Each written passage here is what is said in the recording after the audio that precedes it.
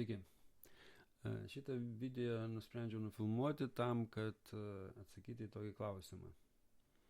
Astronomai stebi žvaigždės. Ir ta pati žvaigždė būna toje pačioje vietoje lygiai po 24 valandų. Ar po 23 valandų 56 minučių 4 sekundžių. Tai paprasčiausias būdas atsakyti į tokį klausimą, tai ir garantuotai jį atsakyti, tai pažiūrėti, kokioje vietoje naktį yra žvaigždės išėjus, pažiūrėti į dangų, įsidėmėti pagal kokią nors žvaigždę. Aišku, geriau, kad ta žvaigždė būtų gana ryški ir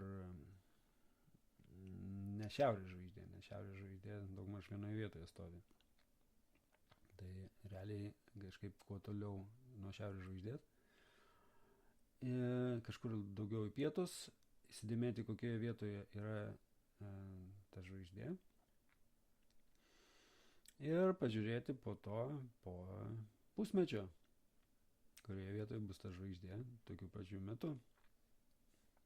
Ir aš kažkaip įsitikinęs, kad jinai bus labai, labai stipriai kitoje vietoje.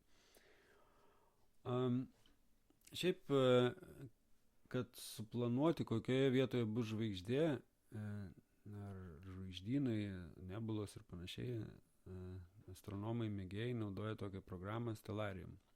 Ji yra nemokama, veikia ir praaiškiai bet kokioje operacinėje sistemoje ir netgi mobiliuose praaiškiai visuose veikia. Tik tai kiek sudėtingiau naudoti mobiliuose.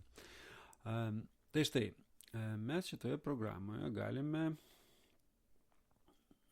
pavyzdžiui, nustatyti laiką,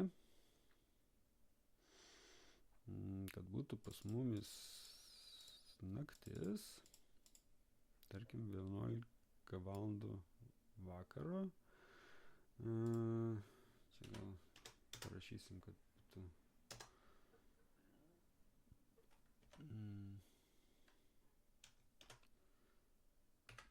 neleidžia. Na štai 0. Šiaip sustabdysiu, kad čia neįtų tas laikrodis. Čia pastatom, kad būtų 0. Ir laiką pastatom, kad būtų 0. Na štai, 0, 0, 0. Gerai, štai mes turim čia Sirijų. Labai ryški žvaigždė, pati ryškiausia danguje. Tai pabandome mes pastatyti taip, kad ji būtų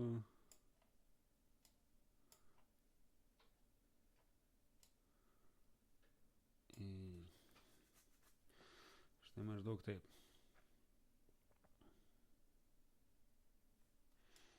Gal va taip pastatysiu, kad per vidurį būtų. Na štai, dabar mes paimam ir persukam į kitą dieną. Ir štai Sirijus dingo. Tai panašu, kad tikrai nelygiai 24 valandas. Dabar mes pabandom atsukti atgal truputėlį laiką. Hei, štai ir atsirado Sirijus. Tik jisai truputį per žemai. Pabandom mes jį. Na štai. 23 valandas, 56 minutės, 4 sekundės. Ačiū, kad žiūrėjote.